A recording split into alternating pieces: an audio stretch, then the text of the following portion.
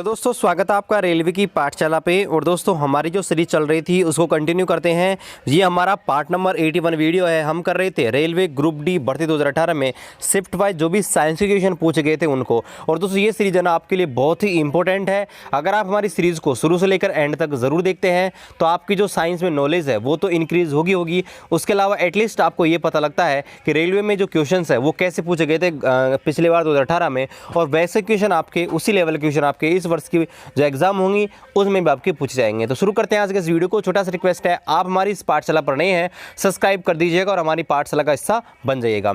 शुरू करते हैं पहला प्रश्न। और यहाँ पर ये हमारा 1/11/2018 का थर्ड शिफ्ट का वीडियो है। पहला प्रश्न है, यहाँ पर है कि 10 किलो की एक वस्तु है जो कि जमीन से 4 मीटर की ऊंचाई पर स्थित है।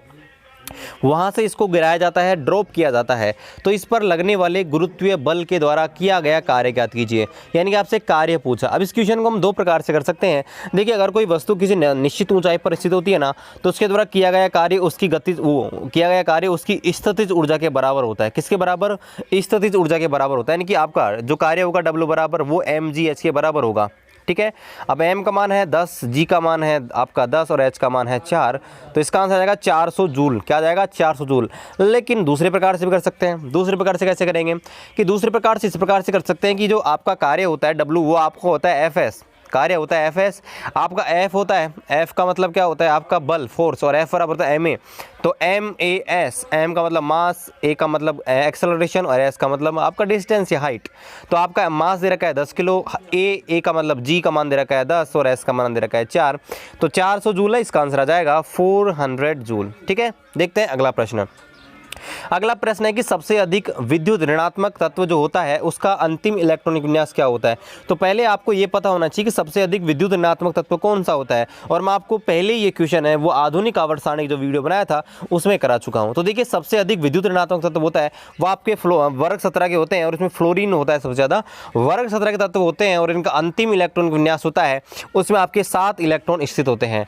अब आप खुद सोच लीजिए, 7 इलेक्ट्रॉन है उसको भरने के लिए किस प्रकार से भरेंगे। तो यहाँ पर S और P कक्षक लास्ट में पाए जाते हैं, यानी कि NS और NP कक्षक पाए जाते हैं। तो 2 इलेक्ट्रॉन तो इसमें भरेंगे और 5 इसमें भरेंगे। इस प्रकार से 7 इलेक्ट्रॉन भरे जाते हैं आपके वर्ग 17 के तत्वों में।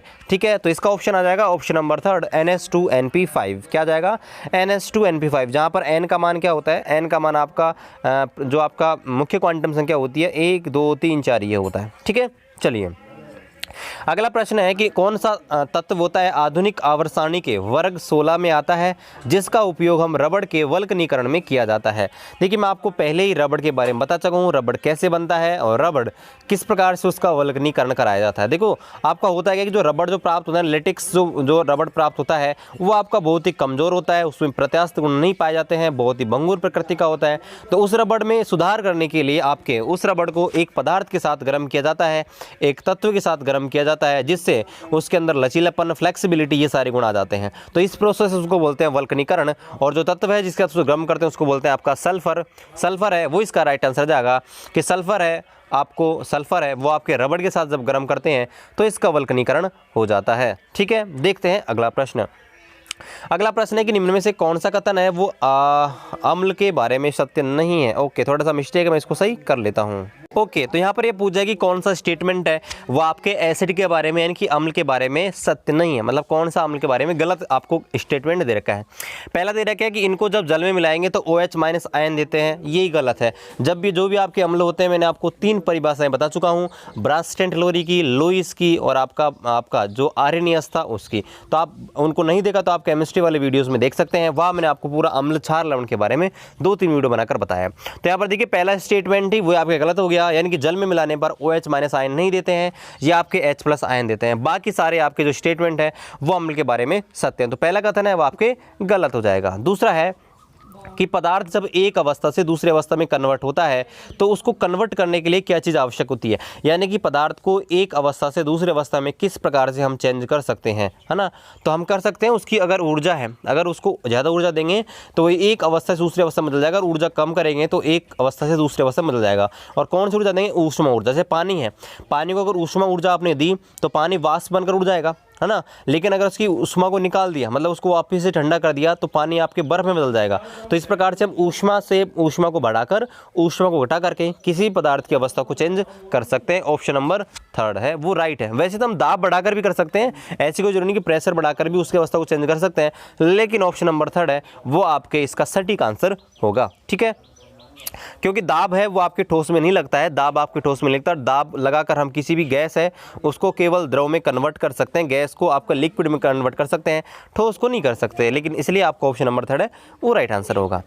अगला क्वेश्चन है कि एक तरंग है, उसकी किसी माध्यम में आपको गति दे रखी है 600 मीटर पर सेकेंड। मैं लिख लेता हूँ, v का मान जो आपको दे रखा है वो आपका दे रखा है 600 मीटर पर सेकेंड। ओके, आगे दे रखा है कि इसी माध्यम में यह 1 मिनट में 600 तरंगें गुजरती हैं।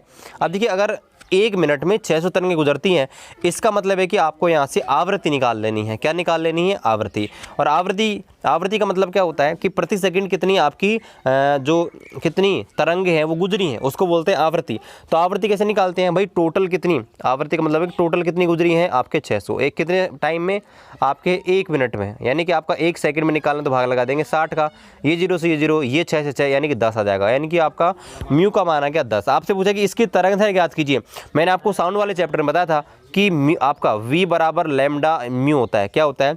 v बराबर लैम्डा म्यू। अगर यहाँ से लैम्डा का मान निकालना तो लैम्डा बराबर होता है आपका v अपॉन म्यू। ठीक है, v अपॉन म्यू। तो देखिए v का मान हमारे पास है पहले ही 600, ठीक है, v का मान हमारे पास है 10, 600 में 10 का भाग लगाएंगे, 600 में 10 का, तो आंसर आ जाएगा 60 मीटर। क्या आ जाएगा? 60 मीटर, 60 मीटर इसका राइट आंसर आ जाएगा। अगला क्वेश्चन है कि 0.6 मोल हाइड्रोजन में परमाणु का द्रव्यमान कितना होता है? 0.6 मोल होता है, उसमें हाइड्रोजन परमाणु का द्रव्यमान कितना होता है? तो मैं आपको पहले ही मोल है वो मोल कॉन्सेप्ट करा चुका हूँ। तो मोल की परिभाषा क्या होती है, मोल कैसे निकालते हैं कि भाई मोल का फॉर्मूला होता है ग्राम में भार, वैल्यू इन ग्राम, है ना, बटे अणुभार, यानी कि मोलिक्यूलर आपका द्रव्यमान, यानी ग्राम में भार बटे अणुभार। तो देखिए आपको दे रखा है कि जो मोल है उसका मान दे रखा है 0.6, ठीक है, बराबर ग्राम में भार, ठीक है, ग्राम में भार तो निकालना है, ये तो हमको निकालना है, बटे अणुभार। जो आपका हाइड्रोजन होता है, हाइड्रोजन का अणुभार होता है 1, तो अगर इसको इधर क्रॉस मल्टीप्लाई करेंगे तो आपका जो हाइड्रोजन है, हाइड्रोजन का द्रव्यमान निकल के आएगा सेम आपका 0.6। तो 0.6 ग्राम है इसका राइट आंसर आ जाएगा। ठीक है, अगला क्वेश्चन है कि किस प्रकार के प्रजनन से जीवों में सबसे अधिक विभिन्नताएं उत्पन्न होती हैं? तो देखिए विभिन्नताएं है ना वो आपके लैंगिक जनन से उत्पन्न होती है। तो आपने देखा होगा कि एक कोई भी आपका माता पिता होता है उसकी 4-5 संतानें होती है ना, तो कभी उनमें सिमिलरिटी नहीं दिखाई देती है, कुछ न कुछ विभिन्नताएं दिखाई देती हैं। तो आपका लैंगिक जनन होता है ना, उसकी वजह से जो आपके नई पीढ़ियाँ होती है उनमें सबसे अधिक विभिन्नताएं आपके पाई जाती हैं, सबसे अधिक आपके क्या पाई जाती हैं? वेरिएशन आपके पाया जाता है। किसकी वजह से? आपका लैंगिक जनन की वजह से। ठीक है, देखते हैं अगला प्रश्न। अगला प्रश्न है कि मानव में किसके कंपन से ध्वनि उत्पन्न होती है? तो देखिए ये वाला चैप्टर मैं आगे पढ़ाऊंगा आपको, अभी बायोलॉजी चल रही है उसमें आगे है ये। ठीक है, तो आप जब बोलते हैं तो अपने गले पे हाथ लगा के देखा करो, गले में हमारा एक भाग होता है वो उभरा हुआ होता है, हड्डी सी बाहर निकली होती है, और उस हड्डी को बोलते हैं हम वोकल कॉर्ड। क्या बोलते हैं उसको? वोकल कॉर्ड, यानी कि स्वर रज्जु उसको बोलते हैं। और स्वर रज्जु जब हम बोलते हैं ना तो उसमें वाइब्रेशन उत्पन्न होता है। आप देख लीजिएगा, जब भी वो आप बोलो, टेस्ट कर लेना, हाथ लगा के देखना, वहाँ पर बहुत ज़्यादा वाइब्रेशन होता है जब भी हम बोलते हैं। तो आपका वोकल कॉर्ड होता है जिसमें वाइब्रेशन होता है, तब जाके हमारे जो ध्वनि है उत्पन्न होती है, मतलब हम उसकी मदद से बोल पाते हैं। हमारा वोकल कॉर्ड में जब कंपन होता है तो उसकी मदद से हम बोल पाते हैं। अगला क्वेश्चन है कि यदि किसी पदार्थ का प्रतिरोध है उसको कम कर दिया जाए, कम कर दिया नहीं, यदि किसी पदार्थ का प्रतिरोध कम है तो उसे क्या कहेंगे? तो देखिए सीधी सी बात है, आपके जो चालक होते हैं ना, चालक वो क्या होते हैं? चालक वे पदार्थ होते हैं जिनमें विद्युत धारा का प्रवाह होता है, और विद्युत धारा का प्रवाह जब ही होगा जब आपके उसका प्रतिरोध क्या होगा? बहुत ही कम होगा। क्योंकि मैंने आपको बताया था ओम का नियम होता है V बराबर IR। अब यहाँ से हम I और V के बीच में रिलेशन निकालें तो I बराबर जाएगा V अपॉन R, यानी कि देखिए I है और R है एक दूसरे के व्युत्क्रमानुपाती होते हैं। R V वो आपका जो I है वो आपका समानुपाती 1/R का, तो R का मान जितना कम होगा ना वो उतना ही अच्छा चालक होगा। तो यही आपसे पूछा है कि अगर किसी पदार्थ का प्रतिरोध कम है तो उसे क्या कहेंगे? उसे कहेंगे हम क्या कहेंगे? सुचालक, कंडक्टर। ठीक है, लेकिन अगर उसका प्रतिरोध बहुत ही ज़्यादा है उसे बोलेंगे हम इंसुलेटर। इंसुलेटर नहीं, इसको बोलेंगे कुचालक, हाँ इंसुलेटर। ओके, ठीक है। अगला क्वेश्चन है कि यदि किसी कार का कोई स्पीडोमीटर है, आपने मोटरसाइकिल होती है, मोटरसाइकिल आपने देखा होगा, आप चलाते हैं तो साइड में एक मीटर होता है। स्पीडोमीटर जो होता है वो यहाँ पर आपको बताता है कि गाड़ी आपकी कितनी स्पीड पर चल रही है। कार आप चलाएं, बाइक आप चलाएं, कुछ भी आप चलाते हैं तो आपका जो स्पीडोमीटर होता है वो आपको स्पीड बताता है। तो आपसे क्वेश्चन पूछा कि जो स्पीड बताता है वो स्पीड होती है किस प्रकार की ऊर्जा, वो किस प्रकार की गति होती है, किस प्रकार की गति को बताता है। ठीक है, और ऑप्शन यहाँ पर मिस हो गए हैं, मैं आपको और ऑप्शन यहाँ पे दे देता हूँ। ओके, तो मैंने बाकी के ऑप्शन भी यहाँ पे लिख दिए हैं ताकि आपको और कन्फ्यूजन है वो पैदा हो जाए। ठीक है, तो देखिए कार हम जब चलाते हैं तो आपने देखा होगा स्पीड अगर हम ज़्यादा रेस खींचते हैं तो आपकी जो स्पीडोमीटर होता है सुई ज़्यादा ऊपर बढ़ जाती है। स्पीड अगर हमने कम कर दी, उसकी ब्रेक लगा दी तो आपने देखा होगा स्पीड कम हो जाती है। यानी कि जो स्पीडोमीटर होता है ना वो आपकी तात्क्षणिक चाल का मतलब होता है कि भाई उस समय यानी कि जस्ट जब आप चला रहे होते हैं यानी कि निश्चित टाइम पे आपकी जो चाल होती है उसको प्रदर्शित करता है। यानी कि अगर आपने स्पीड कम करी आपका मीटर डाउन हो जाएगा, स्पीड बढ़ाई मीटर हाई हो जाएगा। यानी कि आपका जो स्पीडोमीटर होता है वो आपकी तात्क्षणिक चाल यानी कि उस निश्चित टाइम पे जो स्पीड होती है उसको प्रदर्शित करता है, ना तो आपका साधारण गति को प्रदर्शित करता है, ना आपकी औसत गति को, ना ही आपकी प्राकृतिक गति को। ठीक है, देखते हैं अगला क्वेश्चन कि शुक्राणु होते हैं, स्पर्म होते हैं, वो कहाँ पर बनते हैं। बहुत ही आसान प्रश्न है। आपके जो स्पर्म होते हैं वो आपके वृषण के अंदर यानी कि टेस्टिस के अंदर बनते हैं। बहुत ही सिंपल सा क्वेश्चन है। अगला क्वेश्चन है कि कौन सा आपका जीव होता है वो प्रोकोरिडा से संबंधित है। प्रोकोरिडा मैं आपको पहले बताऊँ, कोरिडा समूह होता है उसका होता है, तो प्रोकोरिडा आपका समूह होता है वो आपका ये होता है एम्फियोक्सिस। ठीक है, एम्फियोक्सिस है आपका प्रोकोरिडा से आता है। ठीक है, कशेरुकी जो आते हैं उनको बोलते हैं कोरिडा, नॉन कोरिडा ये आपके भागों बांटा गया है दो प्रकार के जीवों को। तो कोरिडा में आपका एम्फियोसिस यानी कि मत्स्य वर्ग है आपका कोरिडा से संबंधित होता है। ठीक है, अगला प्रश्न देखते हैं कि ऐसा कौन सा कारक है जो किसी निकाय को गतिमान अवस्था में ला सकता है या उसे रोकने का भी प्रयास करता है। तो देखिए यानी कि ऐसा कौन सा कारक होता है जो किसी वस्तु को गति भी करा सकता है और उसी गति को रोक भी सकता है। तो देखिए आपका बल होता है ना, अगर किसी वस्तु पर बल लगाएंगे तो बल होता है उसकी स्थिति को बढ़ा भी देगा, मतलब अगर स्थिर है तो उसकी गति को बढ़ा देगा, और अगर कोई वस्तु गतिमान है तो उसमें बल लगा कर उसी गति को रोक भी सकते हैं। मतलब ये है कि बल ऐसा कारक होता है, ऐसा फैक्टर होता है जो किसी भी आपके वस्तु की गति को बढ़ा भी सकता है और घटा भी सकता है। यही क्वेश्चन आपसे पूछा है कौन सा कारक होता है जो आपकी वस्तु की गति अवस्था में ला सकता है वस्तु को और उसे स्थिर अवस्था में भी ला सकता है। अगला जो क्वेश्चन है वो ये कि दाहिने अलिंद और बाहिने अलिंद जो होता है, ठीक है, दाहिने अलिंद होता है और आपका जो आपका जो दाएं वेंट्रिकल होता है यानी कि दाएं अलिंद और बायां वेंट्रिकल, इनके बीच क्या होता है कि वाल्व पाए जाते हैं। ठीक है, हमारे शरीर में क्या पाए जाते हैं, हमारे शरीर में जो अलिंद और निलय होते हैं ना इनके बीच आपके वाल्व पाए जाते हैं। ठीक है, तो आपसे पूछा है कि दाएं अलिंद और दाएं निलय के बीच कौन सा आपका जो वाल्व है वो यहाँ पर पाया जाता है। तो हमारे अगर हिंदी में बोलेंगे इसको बोलते हैं त्रिवलक, क्या बोलते हैं इसको, त्रिवलक वाल्व बोलते हैं हिंदी में, लेकिन अंग्रेजी में बोलेंगे इसको ट्रीकप्सिड वाल्व। क्या बोलेंगे, ट्रीकप्सिड आपका वाल्व। ठीक है, इसको बोलेंगे ट्रीकप्सिड वाल्व, इसको बोलेंगे। ओके, ठीक है, अगला देखते हैं।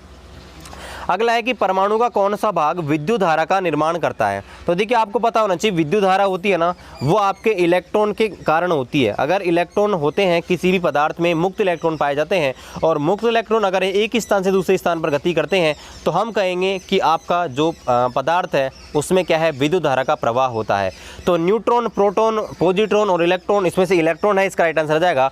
अगर इलेक्ट्रॉन जो है, इलेक्ट्रॉन अगर मूव करते हैं तो वो आपके विद्युत धारा का निर्माण करते हैं, मतलब उन्हें विद्युत धारा बहेगी। अगला क्वेश्चन है कि डी ब्लॉक के तत्व हैं उनको अन्य किस नाम से जाना जाता है। तो मैंने कल भी आपको यही क्वेश्चन आया था और मैंने कल भी आपको बताया था संक्रमण तत्व होते हैं वो डी ब्लॉक के तत्वों को कहा जाता है। क्षारीय मृदा धातु आपके वर्ग संख्या 2 के तत्वों को कहा जाता है। ग्रुप 2 के शून्य समूह ग्रुप A18 यानी कि वर्ग 18 के तत्वों को कहा जाता है और आपका निष्क्रिय गैस भी वर्ग 18 के तत्वों को कहा जाता है। और मैं आपको पहले ही मॉडर्न पीरियोडिक टेबल है उसमें आपके जो भी क्वेश्चन बनते हैं सारे के सारे पहले ही करा चुका हूँ। ठीक है, देखते हैं अगला प्रश्न। अगला प्रश्न है कि बल गुणा विस्थापन होता है वो किसके बराबर होता है। यानी कि बल गुणा विस्थापन होता है वो किसके बराबर होता है, यानी कि F इंटू एस होता है वो किसके बराबर होता है। बड़ा सिंपल सा क्वेश्चन है, मैं आपको पहले ही करा चुका हूँ। जो कार्य होता है, कार्य वो होता है बल इंटू बल की दिशा में विस्थापन, यानी कि F इंटू एस। तो यहाँ पर देखिए बल है वो आपका जो कार्य होता है W वो F इंटू एस के बराबर होता है, यानी कि बल इंटू बल की दिशा में विस्थापन। तो आपका ऑप्शन नंबर 3 है वो इसका राइट आंसर आ जाएगा। अगला क्वेश्चन है कि 12 ग्राम ऑक्सीजन में कितने मोल उपस्थित होते हैं। ठीक है, ये पहले भी क्वेश्चन आ चुका है और ये फिर से क्वेश्चन आ गया। देखिए इसको कैसे करेंगे कि भाई आपसे पूछा कि मोल की संख्या पूछी है। मोल की संख्या क्या होती है? मोल हम निकालते हैं ग्राम में भार बटे अणुभार। ग्राम में भार दे रखा है 12 और अणुभार देखिए ऑक्सीजन का होता है O2, ऑक्सीजन होती है ना O2, ऑक्सीजन का होता है अकेले का 16 लेकिन O2 है तो क्या हो जाएगा 32। तो 12 बटे 32 आप करोगे तो इसका जो आंसर आ जाएगा वो आएगा 0.375। क्या आ जाएगा? ऑप्शन नंबर थर्ड है 0.375, ये इसका राइट आंसर आ जाएगा ऑप्शन नंबर थर्ड। ओके, देखते हैं अगला क्वेश्चन। अगला जो क्वेश्चन है वो ये है कि सार्वत्रिक गुरुत्वीय नियतांक होता है उसकी अंतर्राष्ट्रीय इकाई क्या होती है। तो देखिए सार्वत्रिक गुरुत्वीय नियतांक है, इसकी इकाई हम निकाल सकते हैं। तो देखिए आपका जो गुरुत्वाकर्षण बल होता है उसका मान होता है F बराबर G m1 m2 upon r square, ये होता है ना।